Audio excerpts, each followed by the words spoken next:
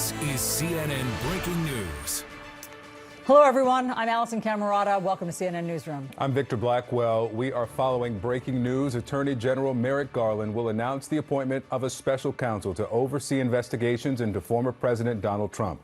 Now, this will be for key aspects of the criminal investigation into the January 6th event and into the retention of national defense information at Mar-a-Lago. Joining us now, we have CNN's Evan Perez. He's at the Justice Department. We have CNN Justice correspondent Jessica Schneider, CNN Senior Legal Affairs correspondent Paula Reed, and CNN Senior Legal Analyst Ellie Honig. They all have new reporting to share with us. Evan, how did this decision come to pass? Well, Victor and Allison, this was a decision that's been in the making. It was clear, certainly, that the former president, Donald Trump, was going to announce that he was going to run for office once more, and that really put the pressure, frankly, on the Justice Department to try to figure out a way to insulate, or at least try to insulate these important investigations from the political maelstrom that we know for sure is going to be coming. And so what the Attorney General has done is he has appointed a special counsel. We're going to hear the name of that person in the next 15 minutes or so when he comes out to speak here at the Justice Department. But we already know what this special counsel is going to be looking at. They're going to be overseeing both the investigation, the Mar-a-Lago investigation, the investigation into the retention of those classified documents that the FBI has found when they conducted a search at Mar-a-Lago, the former president's residence, as well as some key aspects of the January 6th investigation. What that tells us is that this is not taking over all of the January 6th investigation, where you have more than 1,000 people who are facing charges related to the insurrection. What this person is going to be overseeing is the aspects of this investigation that have to do with Donald Trump, people around him, and the allegation that they conspired to obstruct the transfer of power after the 2020 election. So those are the two aspects of these two investigations that have to do with Donald Trump that the special counsel is going to be overseeing. Victor and Allison? All right, you're seeing a live shot there of the podium where we expect to hear this announcement in about 13 minutes from the Attorney General. Let me come to you, Paula Reed. You've got new reporting. You just had a conversation with the former president's attorneys. What did you learn?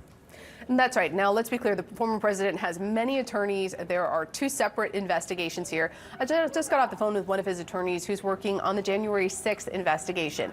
I asked for a reaction to the appointment of a special counsel. This attorney said it's interesting, but their hair isn't exactly on fire right now. This is something that they knew was being considered. They're not sure how this really changed this dynamic, but what they're really interested to know is who is it? They noted there is a very small group of people who could really make this investigation not appear partisan. They, of course, pointed to former special counsel Robert Mueller and noted that as someone with sterling Republican and law enforcement credentials. And, of course, that investigation was highly politicized in the press and by Republicans. So at this point, they don't seem too upset about this. But again, this is separate from lawyers representing him on the Mar-a-Lago investigation who may feel differently, as most sources would agree that right now poses a greater legal risk to the former president. So they may have a different reaction to that. Absolutely. And Jessica, I mean, that is one of these $64,000 questions of who it is. We'll find out, as Victor said, in 13 minutes. But who is that mythical person who in this day and age will be seen by all sides as nonpartisan? And that was probably the hardest part for the Attorney General, is to find somebody who wouldn't be accused of being politically motivated, because, of course, that has been the crux of the argument from the former president. Even as recently as his announcement on Tuesday night that he was running for a second term, he said that he'd been the victim of politically motivated investigations on these two fronts when it comes to January 6th and then into the retention of national defense information at his home at Mar-a-Lago. So the question is, who did the Attorney General come up with? We should be finding out in just about 10 minutes. But notably, this will be the third independent prosecutor that we've seen named by the Justice Department since 2017, all revolving around Donald Trump. Of course, it was in May 2017 that we saw Robert Mueller appointed as special counsel to oversee the Russia investigation. Then we saw in 2020, John Durham was named special counsel to oversee the FBI's role in the beginnings of the Russia investigation. And now we will have this additional special counsel. John Durham is still ongoing as a special counsel, so this will be another special counsel. Crucially here, this will be an independent prosecutor. However, ultimately, it will, whatever decisions this special counsel makes, it will have to be approved as to potentially whether to charge the former president or any of his associates. It will have to be given the green light ultimately by the Attorney General and top officials at the Justice Department. So whereas this will be operating independently, there is still some involvement in the end from the Attorney General here. That's also what we saw in those other two special counsels that we saw in the past 5 years as well. So we'll see what the Attorney General says. He's going to make a brief statement. We understand he's not going to take questions. So he may just come out with a few lines about who will be taking over this difficult post, perhaps. Ellie, to you, as Jessica just reminded us, we've seen the appointment of two special counsels in just a couple of years ago, last 5 years ago. Remind us what a special counsel can do, what makes this different from what is already happening at DOJ.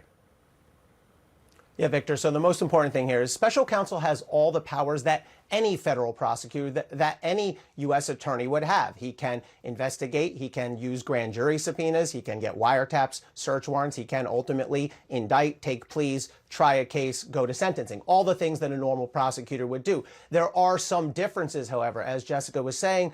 A special counsel has a bit more insulation politically and practically. The regulations say special counsel is not subject to the day-to-day supervision of the Attorney General, and the special counsel really gets to make all the big decisions himself. However, it is important to note that ultimately the buck does still stop at the Attorney General. The Attorney General can overrule the special counsel. If so, the Attorney General then has to actually explain that in a written report to Congress. So there's a bit of protection here. I think the main idea is Merrick Garland is looking to outsource at least the initial decision about whether to bring charges relating to Mar-a-Lago or January 6th against Donald Trump. And the reason, legally, the reason why you appoint special counsel is to avoid a potential conflict of interest. And I think the thinking here is, well, now we have Donald Trump, an official candidate for 2024. There could be at least an appearance of a conflict if you have Joe Biden's DOJ, Joe Biden's selected attorney general, leading the investigation of somebody who could be running against Joe Biden in 2024. So it's going to be crucial to see, as we've said, who this person is. Does this person have bipartisan or, better yet, nonpartisan credentials? There are plenty of longtime prosecutors out there, people who've served under both administrations. It's important to note one more thing. The special counsel has to come from outside of government. So it is supposed to be somebody who's not currently serving in the U.S. government. That said, I expect it to be a former prosecutor, perhaps a former judge. Okay, really interesting. So, Evan, just tell us the nuts and bolts of how this will work. Once this person is named in less than 10 minutes, what will they have access to? How long will this process take? Because we all remember that the Robert Mueller investigation at times felt interminable. Yeah, look, it felt interminable to those of us who are having to do it every day. But, you know, one of the things that interesting things about Mueller's investigation is that he was very mindful about the need to try to wrap it up very quickly, as possible, given the fact that, you know, you had a sitting president with an investigation sitting, hanging over his head. And so one of the challenges, Allison and Victor, is going to be how does this person put some guardrails around what they're doing? Because one of the criticisms of this, and certainly one of the criticisms that was going on upstairs in this building as they debated this, was the question of, you know, how do we make sure that this person's not going to come in and just, you know, they basically have unending budget. They can go on and on. You know, look at John Durham. He's still going after being appointed by Bill Barr during the Trump administration. So the question is, how do you limit that? And the answer is there's no really good way. The law really, as Ellie just described, the law really makes it clear that the special counsel is kind of his own boss. He's in charge. He or she is going to be in charge of this investigation. What they're going to do is they're going to take over the investigation that's already ongoing. The Mar-a-Lago investigation is being run out of this building by national security investigators upstairs in the National Security Division. They're looking at the classified information and the potential damage and potential crimes that may have happened there. And then secondly, the January 6th investigation is being handled by a prosecutor down the street at the U.S. Attorney in the District of Columbia. And so both of those investigations, which are already well underway, are now going to be handed over to this person, this new prosecutor, who's going to be in charge of it. And the idea being that these are already pretty far along, and this person is simply going to take them over. It's not going to start from scratch.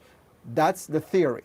But in practice, what Allison just said is absolutely true. They have, the special counsels have a way of just going on, and so that's going to be the challenge for this person.